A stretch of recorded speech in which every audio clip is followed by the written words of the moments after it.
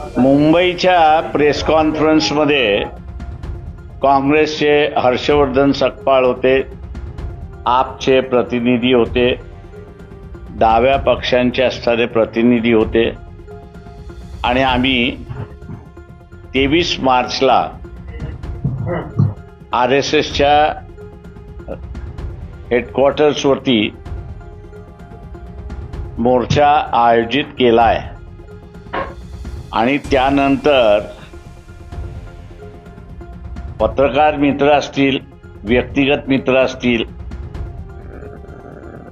काही RSSचे मित्र आहेत, या सगळ्यातून असणारी एक चर्चा सुरुवात झाली की तुम्ही नागपूरलाच मोर्चा का काढताय. एक लक्षात घेतलं पाहिजे की स्वातंत्र्याच्या लढ्यामध्ये RSSची अजिबात भूमिका नव्हती.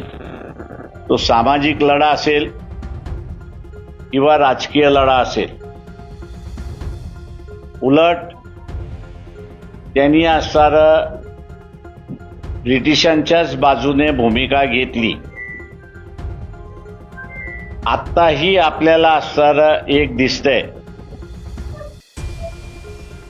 की नरेंद्र मोदी पंतप्रधान हे पूर्णपणे कॉम्प्रोमाइज झालेले आहेत आणि कॉम्प्रोमाइज झाल्यामुळे त्यांनी देशाच्या विरोधात निर्णय घ्यायला त्या ठिकाणी सुरुवात केलेली आहे. एस्टीम फाईलमध्ये नरेंद्र मोदी यांचं नाव आलंय आणि त्यांनी देशाचं सार्वभौम हे एका प्रकारे किंवा त्याने अमेरिकेसमोर घाण ठेवलंय अशी असणारी परिस्थिती आहे.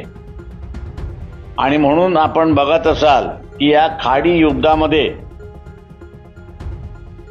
भारतावरती सार्वभौम नाही तर आमची सत्ता आहे, आम्ही सांगू तेच भारत करेल असं दाखवण्यासाठी अमेरिकेने भारताला म्हणजे नरेंद्र मोदी याला मुभा काय दिली तर रशियाकडून तुम्ही असणारं तेल विकत घेऊ शकता.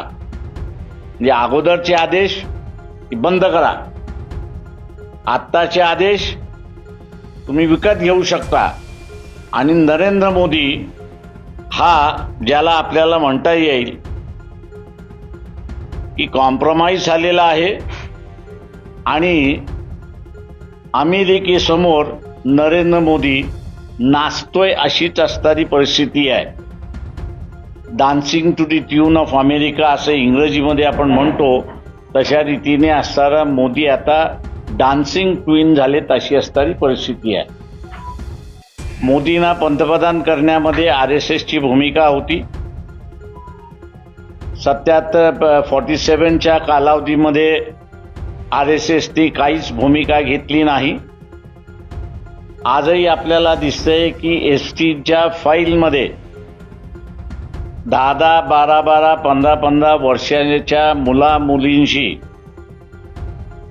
कशा पद्धतीने असणारं त्यांचं विभक्त करण्यात आलं, त्यांच्याशी खेळ करण्यात आला, हे आपल्याला असणारं त्या ठिकाणी दिसतंय.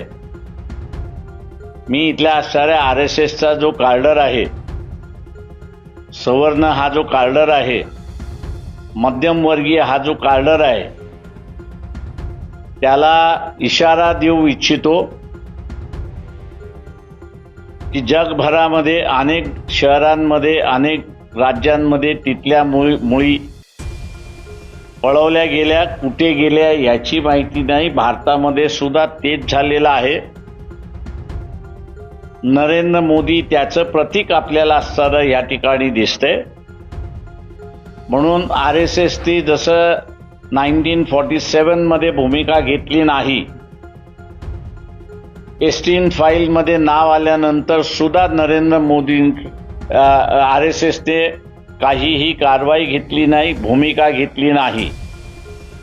आणि म्हणून आम्ही जाब विचारायला RSSला की तुम्ही भूमिका का घेत नाही. तुम्हाला ज्याचं चारित्र्य नाही असा पंतप्रधान तुम्हाला चालतो का, असे अनेक प्रश्न घेऊन आम्ही RSSला 23 तारखेला विचारणार आहोत. आम्ही इथल्या मध्यमवर्गीयांना आवाहन करतोय की जे लोन आपल्याला भारतामध्ये आलेलं दिसत नाही, ते लोन आता असताना आपल्याला येताना त्या ठिकाणी दिसेल.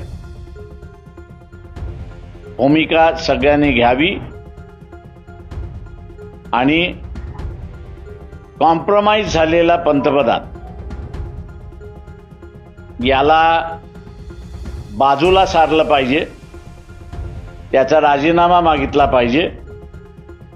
यासाठी RSSला सुद्धा आम्ही भूमिका घ्यायला लावू अशी असणारी परिस्थिती आहे.